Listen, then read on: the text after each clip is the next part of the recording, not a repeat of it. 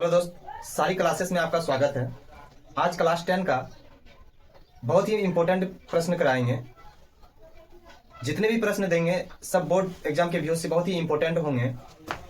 और सब बच्चे ने तो ट्यूशन सब जगह कहीं ना कहीं तो करते हैं, लेकिन पूरा एकदम मैथ पढ़ चुके हैं। आज पूरा मैथ नहीं पढ़ेंगे, लेकिन ऐसा प्रश्न पढ़ेंगे जो कि बोर्ड एग्जाम में देखने को मिलेगा। आज पूरी बुक को तो नहीं पढ़ाएंगे, लेकिन जो क्वेश्चन का जिस तरह लेवल आता है, जिस तरह से पूछा जाता है, उन चीजों पर ध्यान देकर उन चीजों को पढ़ाएंगे। तो सभी बच्चे को, झारखंड बोर्ड के जितने भी बच्चे हैं, सभी से मेरा यही निवेदन है कि इस वीडियो को अगर अच्छा लगे तो अपने दोस्तों तक जरूर शेयर करना है। जो भी मेरे भाई देख रहे हैं तो अपने प्यारे बहन और प्यारे भाई के लिए जरूर वीडियो को शेयर कीजिएगा, ताकि झारखंड के बच्चे के कोना कोना तक बच्चे के पास मेरा वीडियो पहुंच जाए और इस वीडियो से लाभ उठा सके। आज हम जो इस वीडियो में क्वेश्चन कराएंगे, सब लॉन्ग टाइम जो 5 नंबर का प्रश्न पूछते हैं उनको कवर कराएंगे। जो भी प्रश्न 5 नंबर का करते हैं उनको पकड़ेंगे आज की किस तरह से पूछा जाता है, किस टॉपिक पे आता है 5 नंबर का क्वेश्चन, उसको पकड़ेंगे। आज क्वेश्चन लेकर आए हैं। फर्स्ट क्वेश्चन, द्विघात समीकरण 3x² - 5x + 2 = 0 का विभक्तर मूलों की प्रकृति 3 चीज निकालने बोल रहा है। इसमें द्विघात समीकरण दे दिया, बोल रहा है कि विभक्तर बराबर उसके बाद मूलों की प्रकृति और द्विघात सूत्र का उपयोग करके मूल ज्ञात करना है। 3 चीज निकालने बोला है। तो सबसे पहले बात है कि मेरा समीकरण क्या दिया है।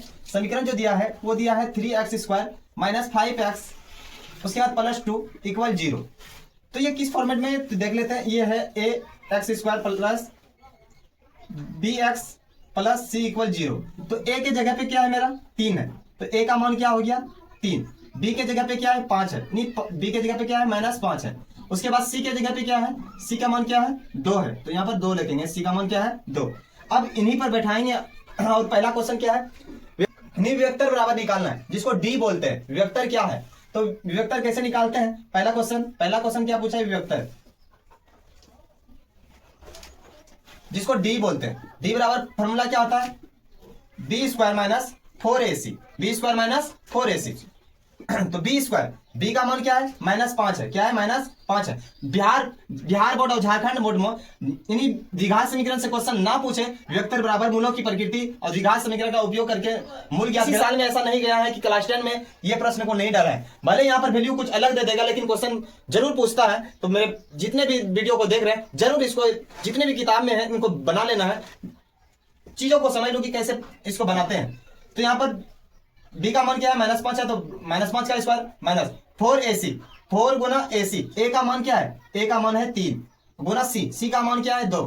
5 का स्क्वायर करेंगे तो 25 होता है, तो स्क्वायर है तो माइनस भी है, तो माइनस क्या हो जाएगा, प्लस हो जाएगा। यहाँ पर क्या होगा 25 - 4 × 12, 12 और 2, 12 दूनी 24, 12 दूनी 24। 25 में 24 को घटाएंगे, कितना बचेगा, 1 बचेगा। कितना बचेगा, 1 बचेगा।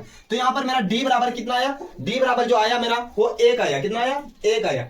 तो यहाँ पर अब अगला निकालने क्या पूछा, 1 का आंसर आ गया। अब बी नंबर का आंसर पुराएंगे, क्या है बी नंबर में पूछ रहा है मूलों की प्रकृति। नहीं बोला कि मूलों की प्रकृति कैसी होगी, वो उसको बताना है। तो मूलों की प्रकृति कैसा होगा, उन चीजों को बताना है। तो मूलों की प्रकृति तो यहाँ पर देखो कि d का मान जो आया वो 0 से बड़ा है या छोटा है। तो d 0 से क्या है, 0 से जो आया d का मान वो बड़ा आया, क्योंकि 0 से बड़ा 1 है। तो 0 का जब d 0 से बड़ा आ जाता है तो क्या होता है, वास्तविक एवं असमान। वास्तविक एवं असमान क्या होती है, वास्तविक एवं असमान। तो मेरा क्या आया, मूलों की प्रकृति क्या है, वास्तविक एवं असमान। अब यहाँ अगला प्रश्न पूछा था कि द्विघात सूत्र का उपयोग करके मूल ज्ञात करें। मूल ज्ञात करने बोला था।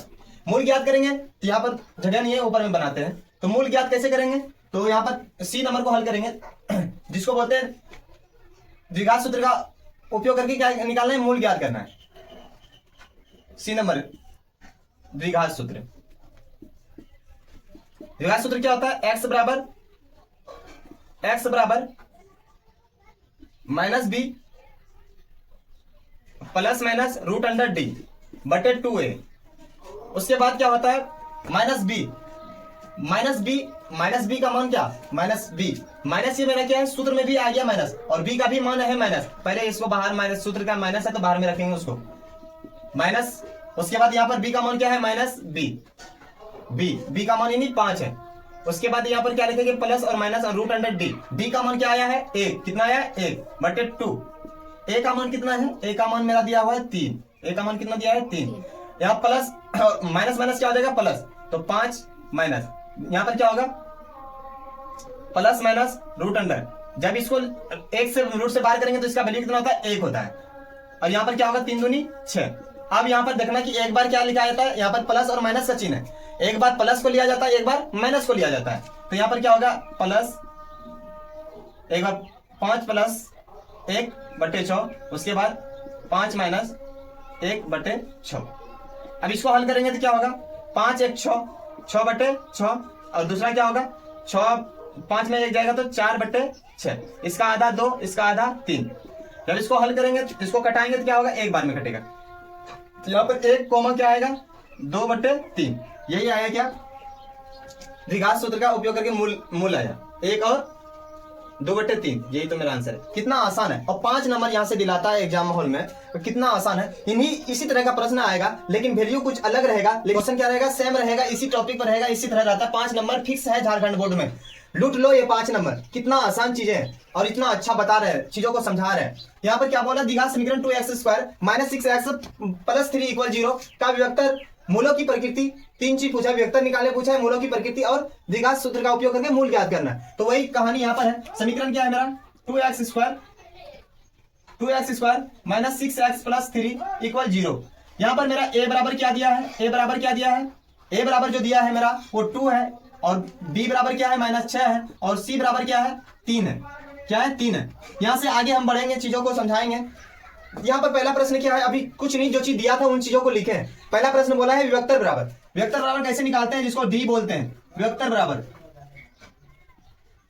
विभक्तर बराबर क्या होती है डी, जिसको डी बोलते हैं। तो डी बराबर फॉर्मूला क्या होता है b² - 4ac b²। b का मान क्या है मेरा -6 है, तो -6 का स्क्वायर होगा। फिर 4ac क्या है 4ac, यानी 4 गुना a का मान क्या है, a का मान क्या है 2 गुना c का मान क्या है 3।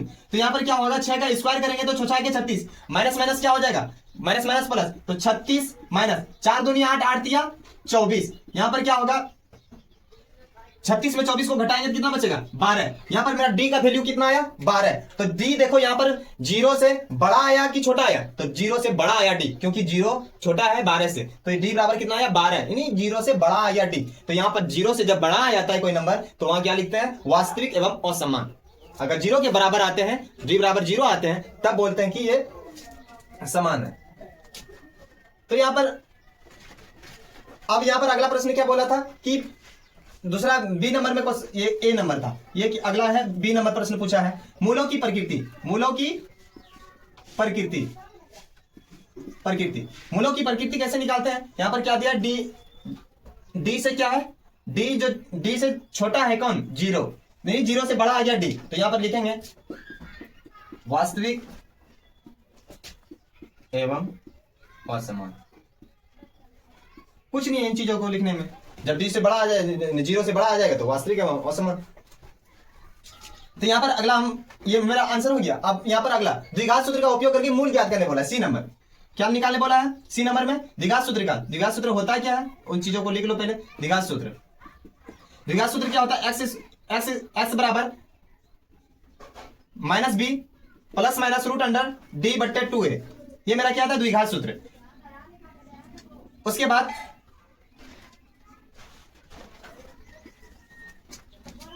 x बराबर b का मान क्या है, b का मान क्या है मेरा b का मान क्या है मेरा -6, और यहाँ पर सूत्र में ही माइनस है तो -1 बाहर रहेगा, एक अंदर कर लो -6।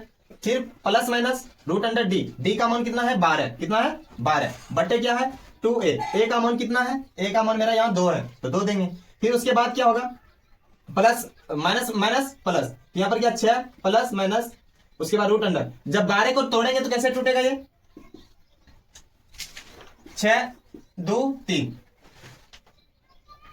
तो यहां पर क्या आया 2 गुना 2 गुना 3, यानी इसका जोड़ी पूरा है तो इसका मतलब 2 को बाहर कर लेंगे 2√3।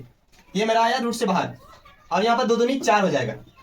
ये यहां पर इस थोड़ा सा देखना, यहां पर चीजों को समझना है कि ये 6 और 2√3 में क्या कॉमन है, इसके पास भी 2 होगा, इसके पास भी 2 है, तो 2 को कॉमन ले लेंगे। 2 को कॉमन लेंगे तो क्या बचेगा 2 और इधर क्या बचेगा 3, इसके बाद क्या बचेगा 3 और प्लस और माइनस, और यहाँ पर 2 तो कॉमन ले लिए, बचा क्या √3 बचा बटे 4। उसके बाद 2 तो कॉमन है, यहाँ पर कटा दो, 2 दूनी 4, क्या बचा अब यहाँ पर 3 प्लस माइनस √3 बटे 2। अब यहाँ पर याद रखना है कि यहाँ पर क्या होता है, एक बार प्लस में लिखा जाता है, एक बार माइनस में लिखा जाता है। तो यहाँ पर क्या होगा 3 प्लस √3 बटे 2 3 माइनस √3 बटे 2। यही मेरा आंसर है। कितना आसान है।